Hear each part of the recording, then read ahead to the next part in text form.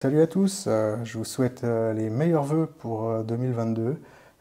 Quoi de mieux pour démarrer l'année que de parler un petit peu de Grande Seiko.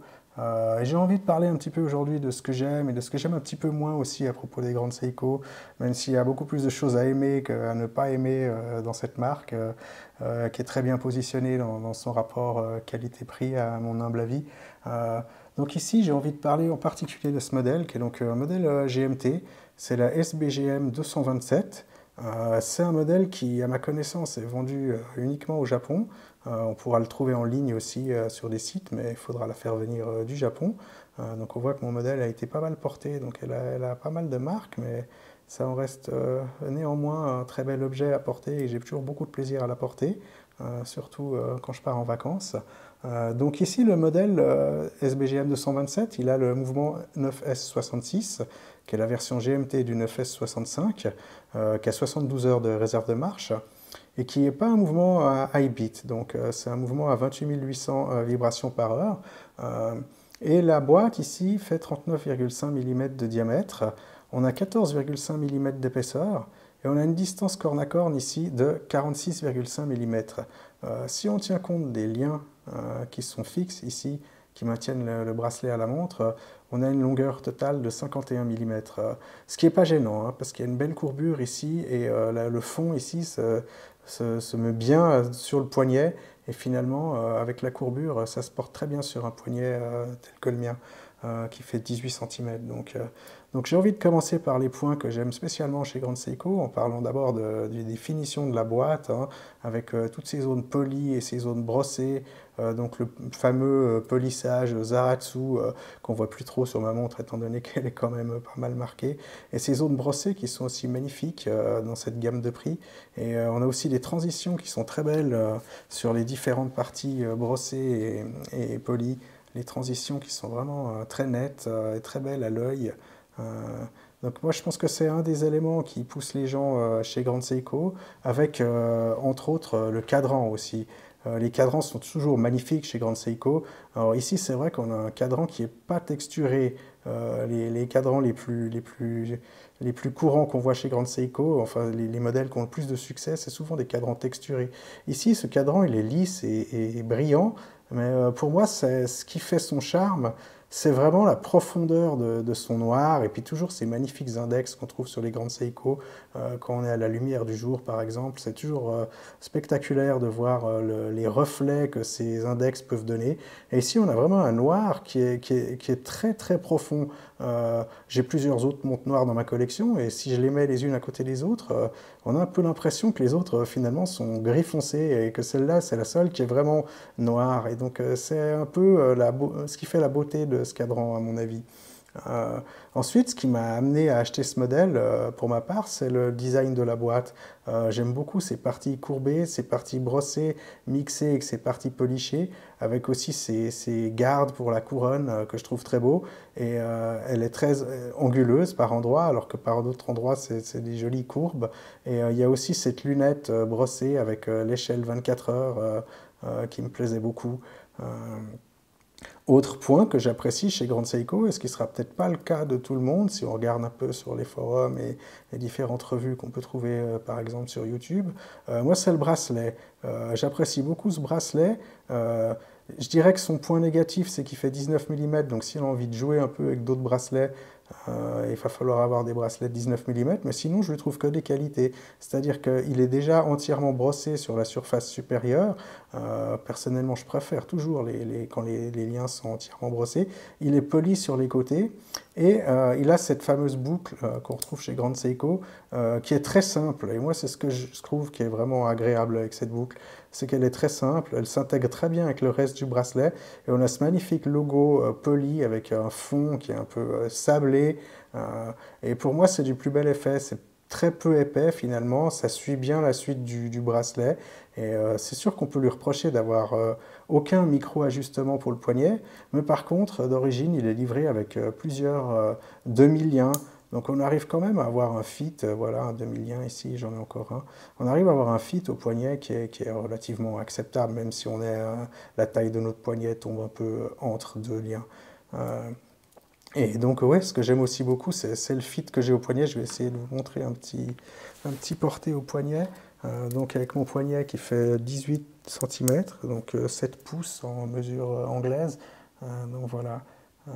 Donc, ce que je dis, c'est que ce que je disais, c'est que le profil s'intègre très bien malgré la distance de 51 mm qu'on a ici. Et j'aime beaucoup l'avoir à mon poignet en fait. À chaque fois que je la remets et que je ne l'ai pas remise pendant un petit temps, ça me fait de l'effet en fait finalement.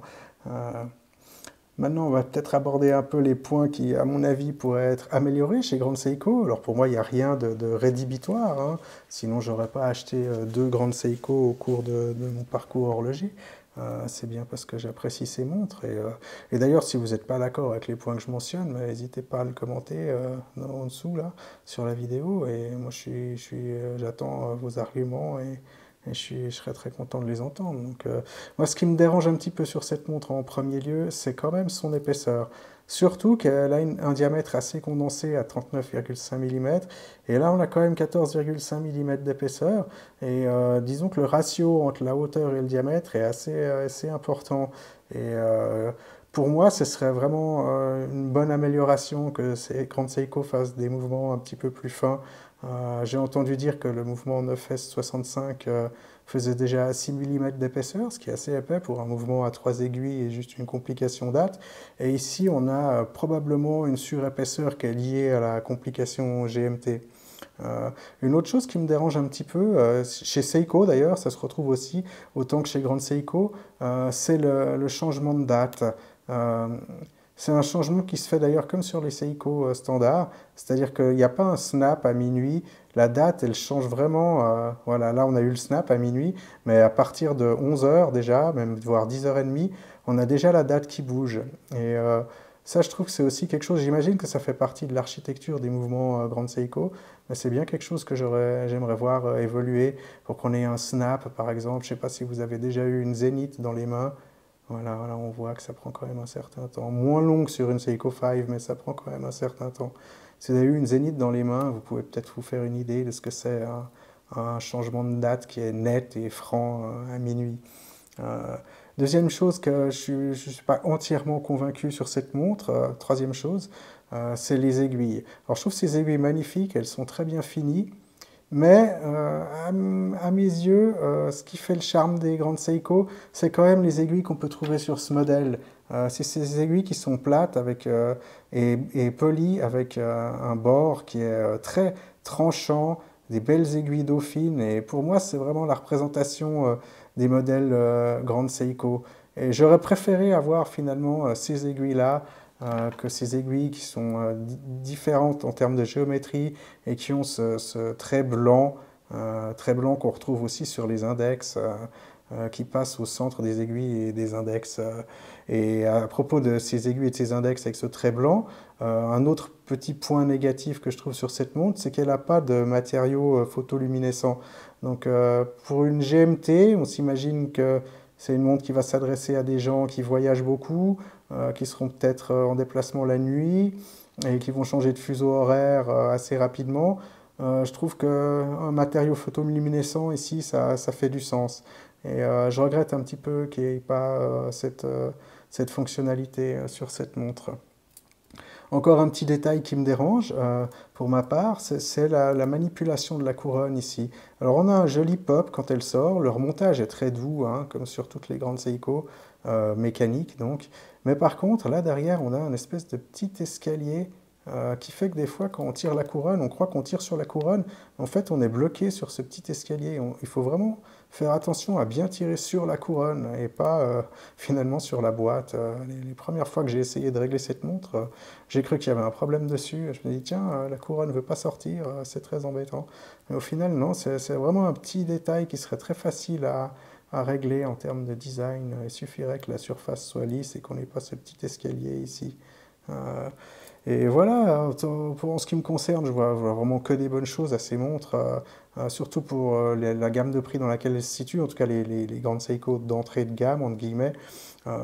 Et le dernier point négatif que je trouve qui n'est pas relatif à cette montre en particulier, mais qui est relatif à Seiko en général, c'est la fameuse durée de 3 ans. autant pour ce qui est de la garantie que pour ce qui est des recommandations de service. Et je trouve vraiment que c'est aujourd'hui une durée un petit peu limite pour des montres de ce prix-là. Quand on voit ce que commence à faire la concurrence, si par exemple on regarde les derniers modèles de chez Oris avec le mouvement maison qu'ils ont fait, où on a 10 ans de garantie et 10 ans d'intervalle de service, je trouve qu'on pourrait s'attendre à avoir au moins 5 ans pour les deux, qu'aujourd'hui pour des montres d'entrée de gamme luxe, on va dire, on pourrait s'attendre à avoir au moins 5 ans. Donc voilà, c'était mon petit j'aime et j'aime un peu moins à propos de Grande Seiko. Voilà, si ça vous a plu, n'hésitez pas à me laisser un like et je vous dis à la prochaine. Ciao!